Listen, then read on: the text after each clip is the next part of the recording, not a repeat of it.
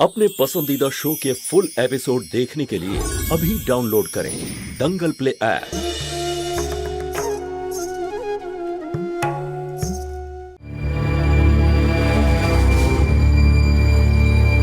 ঠিক আছে, তাহলে আমরা আসছি। একবার নিজেরা কথা বলে নি, তারপরে আপনাদের খবর দেব।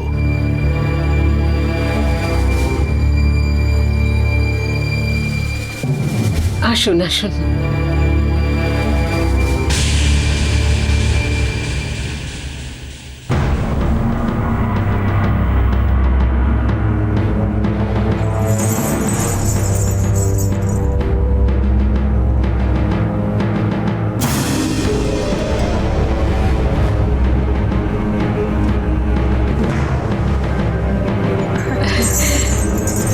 এটা আমার বড় মেয়ে জ্যোতির ঘুঙুর। ও ছোট বাচ্চাদের নাচ শেখায়।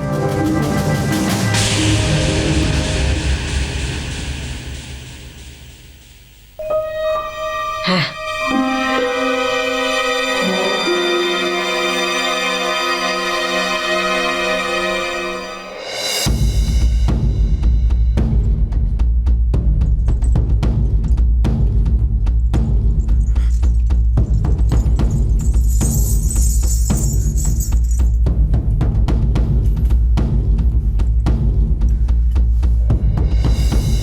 কোথায় যাচ্ছিস? বাইরে। কেন? কারণ দম আটকে আসছে আমার। তুমি চিন্তা করো না মা, আমি তাড়াতাড়ি ফিরে আসব। আমার তো মনে হয় না এই বিয়েটা আর হবে। মা, তোমার এই ব্যাপারের জন্য আফসোস করার কোনো প্রয়োজন নেই। আর না তো আমার। মিথ্যের ওপর আধার করে সম্পর্ক তৈরি হয় না মা। আজ যদি আমি মিথ্যে বলে এই বিয়েটা করি, তাহলে এই সম্পর্কটা কালকে ভাঙবেই। আর তার প্রমাণ তোমার চোখের সামনে বাড়িতেই রয়।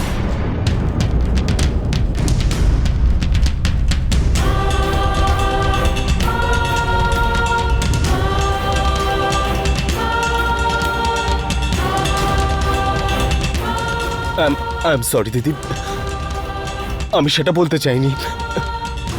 জানি না আমি কেন এসব কথা বলে ফেললাম, কিভাবে বললাম দিদি। কিন্তু তুই একটা কথা জানিস, তোর ভাই তোর জন্য কোনোদিনও খারাপ কিছু ভাববে না রে দিদি।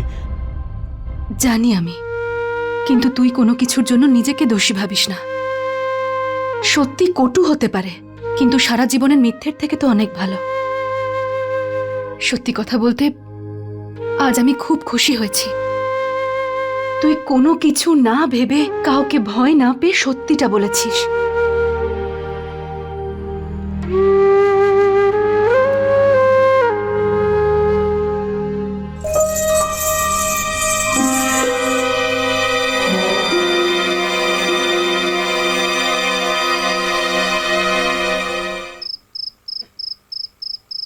দীপুর জন্য আমি মিথ্যে বললাম, আর আমি খারাপ হলাম।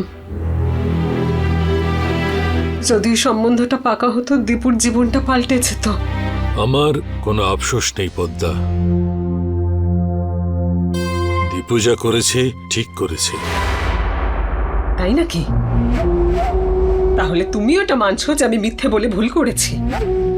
তুমি কি জানো, আজকালকার দিনের মেয়েরা ওই ছেলেকে বিয়ে করে না যার ঘাড়ে দায়িত্ব আছে। আর আমাদের দীপুর কাঁধে বাড়ির দায়িত্ব তো ছেড়েই দাও, দুটো বোনের দায়িত্ব অবধি রয়েছে। আর সেটা আদৌ শেষ হবে কিনা জানি না। তুমিই বলো না, তুমি তোমার মেয়ের বিয়ে এইরকম বাড়িতে দেবে, যে বাড়িতে দুটো মেয়ে বিয়ের পরেও বাপের বাড়িতে থাকে? এখন এইসব কথার কোনো মানে নেই পদ্মা। বিয়ের আগে যদি ব্রজর সঙ্গে বন্ধুত্ব না বাড়াতো, তো আজকে এই দিন দেখতে হতো না।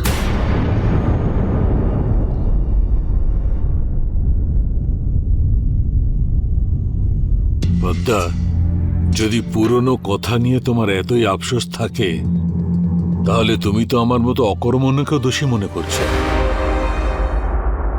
যদি আমি আজও কাজ করতে পারতাম, নিজের পরিবারকে ভরণ পোষণ করতে পারতাম, তবে জ্যোতিকে আর ডান্স করতে যেতে হতো না, আর ওর ব্রজের সঙ্গে দেখাও হতো না, আর ব্রজ সুষমাকে দেখতে পেত না।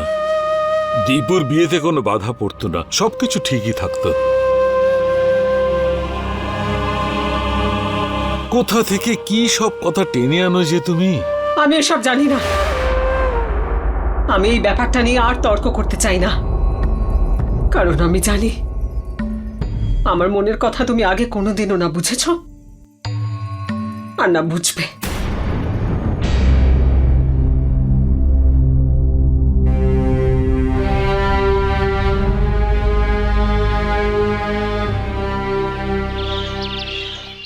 আরে আজকাল মেয়েরা তো পদ্মা, তেলই দিতে চায় না, কোথায় সত্যি। তুই? আরে কতদিন তোর নন্দা, সাথে দেখা তুমি? হয়নি। কেমন আছিস? এসো হ্যাঁ, বসো। বসি। নমস্কার। সুষমা, কেমন চেয়ারটা আছিস? এগিয়ে দে। হ্যাঁ, আমি নিয়ে নিচ্ছি। নমস্কার, কেমন আছেন? তা কি মনে করে আজকে এদিকে সুষমা চা বানিয়ে আন। আরে না না, আমি চা খেতে আসিনি, আমি তো তোকে মিষ্টি খাওয়াতে এসেছি। পুরো বাক্সটা তোর জন্য। ওমা, কোন আনন্দে? আমার মেয়ের ডিভোর্স হয়ে গেছে। আরে পদ্মা, দেখ সোনার, এই সবে মাত্র নিয়েছি। কাকিমা, আপনিও দেখুন, সোনার কি সুন্দর না? বাইরে একটা বড় গাড়িও আছে। এই সপ্তাহে কিনেছি সব। পদ্মা, তোকে আমি এইসব এই জন্য বলছি, কারণ জ্যোতির মতো আমার মেয়ে যখন শ্বশুর বাড়ি ছেড়ে আসলো, লোকের কথা শুনে শুনে আমিও বাড়ির বাইরে বেরোতে পারছিলাম না। তারপর সিদ্ধান্ত নিলাম, যে আমার মেয়ের জীবন নষ্ট করেছে তাকে তো শিক্ষা আমি দেবই। একটা উকিলের সাথে দেখা করলাম আর কোর্টে ডিভোর্স কেস ফাইল করলাম, আর তারপর খোরপোশ দাবি করলাম। 30 লাখ নগদ পেয়েছি। তাছাড়া স্বামীর রোজগারের অর্ধেক অংশ আমার মেয়েই পাবে, আর তাই জন্য তো আমাদেরও উন্নতি হয়েছে। নমস্কার দাদা। নমস্কার দিদি। এবার যেটা বলতে এসেছি ওনার সামনেই বলবো। পদ্মা, আমি যেটা বলছি সেটা শোন। তুই জ্যোতির ডিভোর্স করিয়ে দে।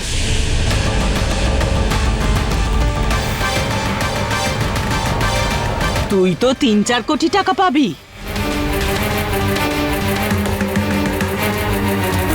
তুমি সত্যি বলছি আমি, ভেবে চিনতে বলিস। আচ্ছা পদ্মা, আসছি আমি। কাকিমা আসছি, দাদা আসছি। নমস্কার।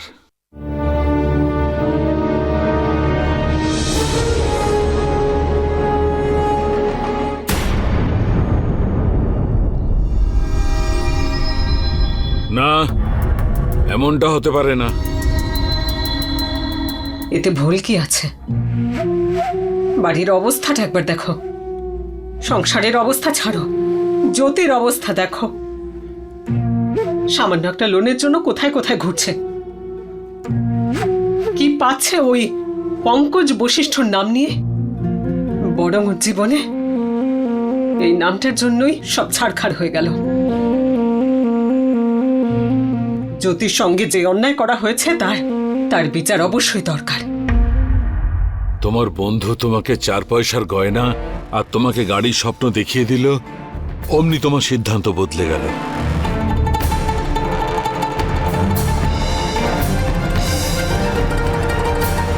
তুমি সবসময় আমাকেই দোষারোপ করো।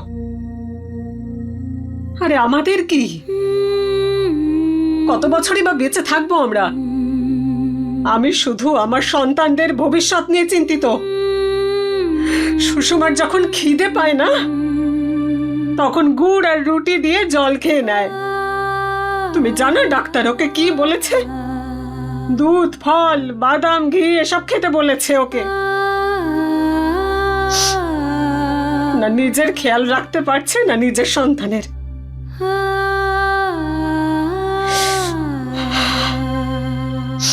আর সত্যি কথা বলতে কি, আমার এখন একদম মনে হয় না পঙ্কজ আর জ্যোতির মধ্যে সমস্যার সমাধান হবে।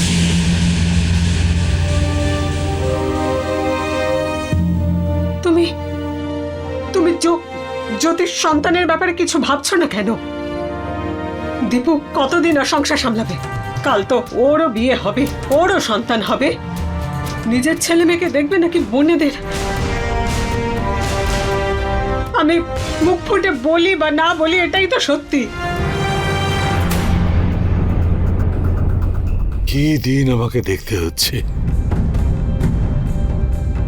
আমার মেয়ের ডিভোর্স আর তার থেকে পাওনা টাকা নিয়ে আমরা আলোচনা করছি, এমন ভাবে আলোচনা করছি যেন রামায়ণ পাঠ হচ্ছে। না পদ্মা, আমার মন এতে একদম সায় দিচ্ছে না।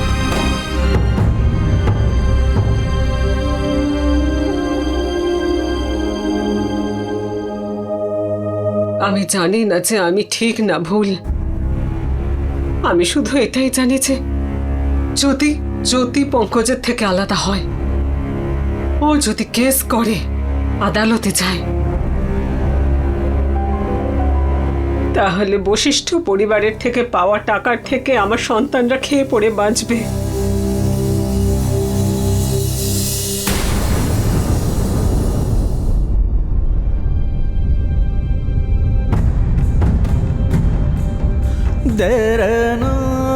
দেখো, তোমার কি মত বলো?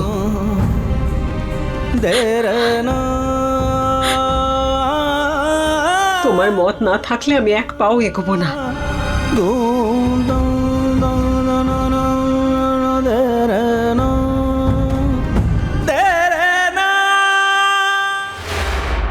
না, আমি এটা করতে পারবো না। আমি তো এটা স্বপ্নেও ভাবতে পারি না মা। মানছি আমি যে পঙ্কজ আর আমি এখন একসঙ্গে থাকি না, কিন্তু কিন্তু আজও ওই আমার স্বামী, আর সারা জীবন তাই থাকবে।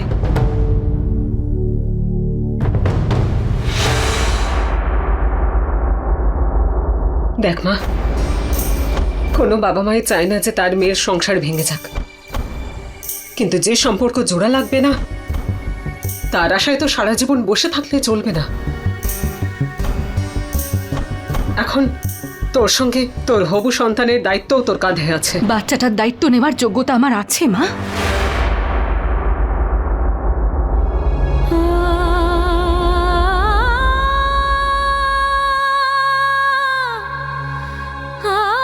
মা, আমি তোমার ভয়টা বুঝতে পারি। এখনো পর্যন্ত কোনো চাকরি পেলাম না, না আমি ডান্স ক্লাসটা শুরু করতে পেরেছি। কিন্তু তুমি চিন্তা করো না মা, সব হয়ে যাবে। আমাকে তুমি ভরসা করো তো। আচ্ছা, যদি পঙ্কজ তোর থেকে আলাদা হতে চাইলে তখনও তুই বারণ করে দিবি? না,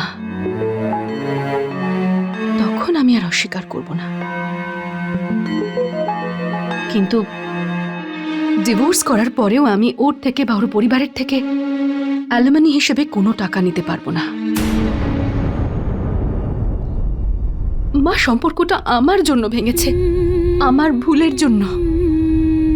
আমি পঙ্কজের থেকে আমার অতীতটা লুকিয়ে রেখেছিলাম। ওনার সম্পূর্ণ অধিকার আছে এই বিয়েটা ভেঙে নিজের মতো বাঁচার, কিন্তু আমি ওর থেকে ডিভোর্স চাইতে পারবো না। এটাই আমার শেষ সিদ্ধান্ত, আর আশা করছি যে তোমরা আমার এই সিদ্ধান্তটাকে সম্মান করবে। নিজের জীবনের সব সিদ্ধান্ত শুধু তুই নিবি মা, আর তোর সিদ্ধান্তে আমার মত থাকবে।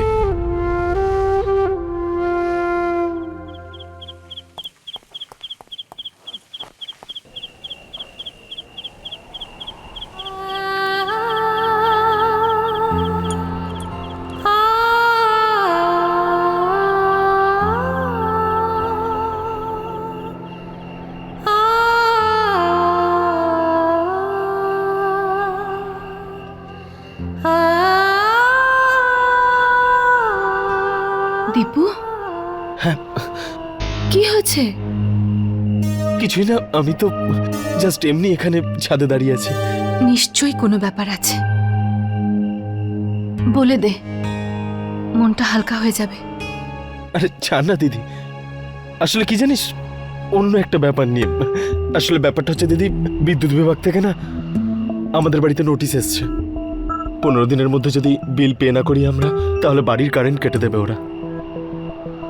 এই মাসে আমার ডান্স স্কুলের ফিস থেকেও আমি এত টাকা দিতে পারবো না। হ্যাঁ, যদি আমি একটা চাকরি করি তাহলে আমরা দুজনে মিলে সব বিলস মিটিয়ে দেব, কিন্তু ততদিন এই তারাগুলো আছে তো, আর প্রদীপ, এগুলো দিয়ে আমরা কাজ চালিয়ে নেব। ভাব দীপু, ইলেকট্রিসিটি আবিষ্কারের আগে মানুষ কিভাবে থাকতো, ব্যাস কয়েকদিন পরে আমরা সেই আনন্দটা অনুভব করব। রেডি থাকিস তুই? দিদি, এত টেনশন থাকার পরেও তুই কিভাবে হাসিস বলতো আমাকে? এই হাসিটুকুই তো আছে যেটা আমাদের থেকে কেউ কাটতে পারবে না।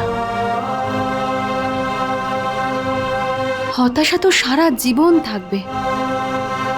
হ্যাঁ, যদি আমরা ডিপ্রেশনে চলে যাই তাহলে আমাদের হাসিটা আমাদের জীবন থেকে হারিয়ে যাবে। এবার তুই বল, তুই কাকে জেতাতে চাস, দুঃখকে নাকি আমাদের সুন্দর হাসিকে? তুইও না গ্রেট রে দিদি। তোর সাথে যে মানুষটাই থাকবে সে বেশিক্ষণ মন খারাপ করে থাকতে পারবে না। এবার বুঝতে পারছি বাবা তোর নাম জ্যোতি কেন দিয়েছিল। জ্যোতি সবাইকে যে আলো প্রদান করে। আরে বাহ, আমার ভাই তো আজকাল কবিতাও বলতে শুরু করে দিয়েছে। জ্যোতি, হ্যাঁ মা, আসছি। আরে একটু নিচে আয়, তো মা কে দেখা করতে এসেছে তোর সঙ্গে। আরে দাদা, আরে কেমন আছেন আপনি? ভালো আছি।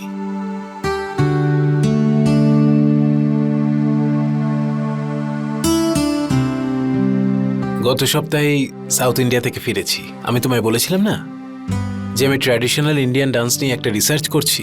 হ্যাঁ হ্যাঁ। জ্যোতি, আমি আমার ডান্স গ্রুপটা আবার শুরু করতে চাই, আর সেই ব্যাপারেই তোমার সঙ্গে কথা বলতে এসেছি। হ্যাঁ বলুন না। জ্যোতি, আমি চাই তুমি আবার আমার গ্রুপে জয়েন করো।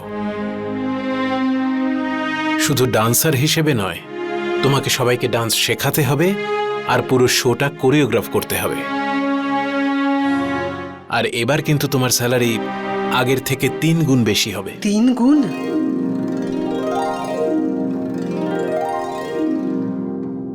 Thank you. জ্যোতি, 1 মিনিট। বাবা, তুমি আমার জ্যোতির জন্য খুব ভালো সুযোগ করে দিয়েছো, কিন্তু এই ব্যাপারে ভাবার জন্য আমাদের কিছু সময় দিতে হবে। হ্যাঁ হ্যাঁ, ঠিক আছে, কিন্তু উত্তর তাড়াতাড়ি জানালে সুবিধে হয়, কারণ আমি আমার গ্রুপ খুব তাড়াতাড়ি শুরু করতে চাইছি। জ্যোতি যদি না আসে তাহলেই আমি অন্য কাউকে অফার করব। মা, এতে তো ভাবার কি আছে? এ তো জ্যোতির জন্য অনেক বড় সুযোগ। আমি এটা বুঝতে পারছি পদ্মা, আমি ভালো করে জানি যে আমার জ্যোতির জন্য আর এই বাড়ির জন্য চাকরিটা খুব দরকার আমাদের, কিন্তু তারপরেও আমি জ্যোতিকে এই চাকরি করতে দেব না।